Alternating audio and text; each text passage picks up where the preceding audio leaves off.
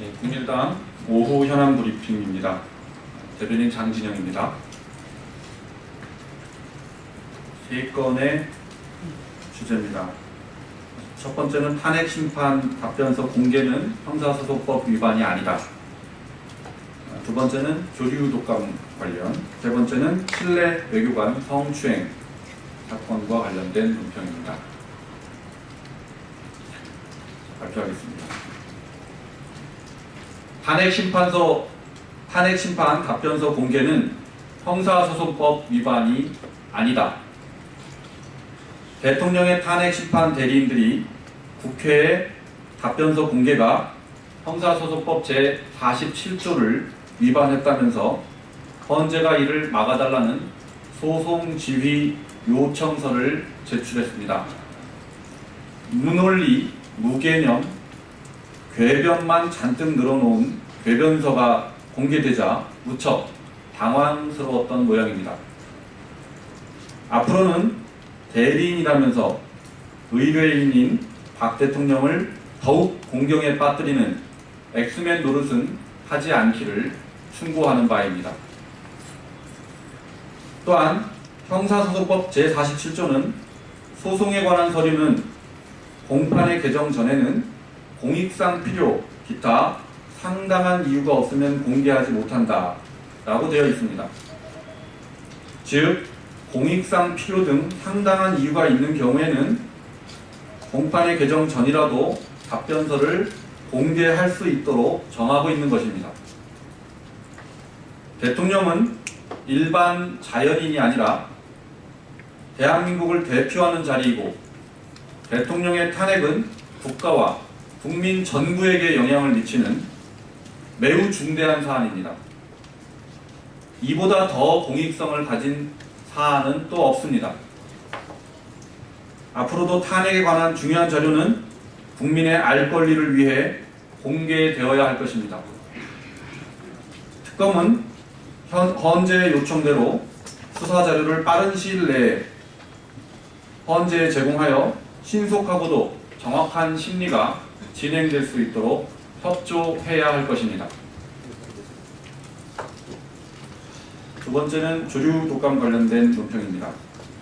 2천만 마리 살처분을 넘어선 조류 독감 확산, 황교안 총리는 국회에 출석해 대응 방안을 밝히라. 정부가 조류 독감 경보 단계를 최고 수준인 심각으로 올렸습니다. 그러나 조류 독감은 정부의 조치를 비웃듯 무서운 속도로 확산되고 있는 중입니다. 살처분된 가금류도 무려 2천만 마리를 넘어섰습니다. 이미 계란값은 평년에 비해 10% 이상 폭등해 계란 대란이 시작되었으며 양계 농가는 빚더미에 올라 국내 양계 산업 자체가 몰락할 위기에 처했습니다.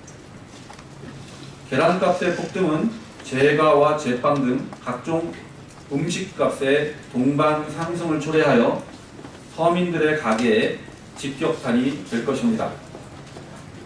언론 보도를 통해 속속 드러났듯이 그동안 정부는 말로만 조류 독감 검역 강화를 외쳤을 뿐 일선 현장에서는 범역망에 구멍이 숭숭 뚫려 있었다는 사실이 확인되고 있습니다. 박근혜 정부가 한 일이라곤 세월호 메르스 때와 마찬가지로 속수무책으로 당하는 것, 그것이 전부였습니다.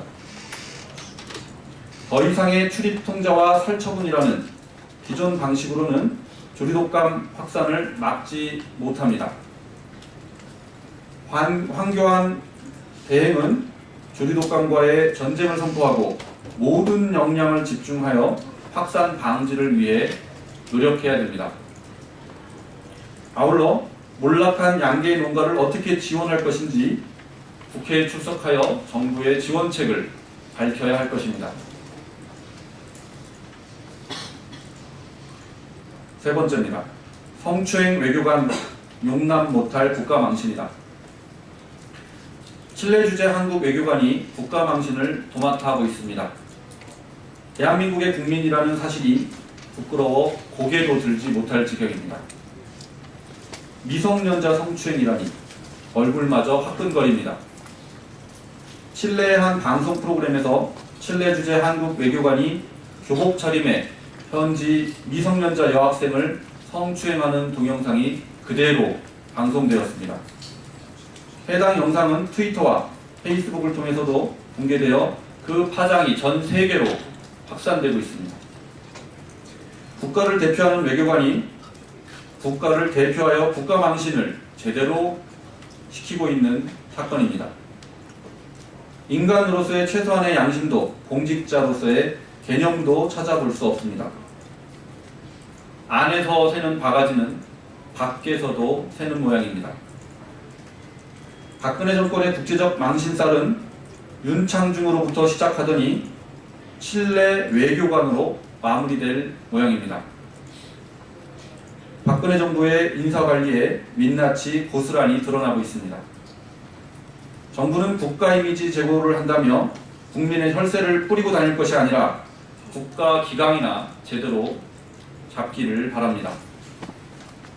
외교부는 이번 칠레 외교관 사건을 옷 벗는 것으로 모든 것을 덮으려는 아니라는 생각을 하지도 말 것을 권합니다.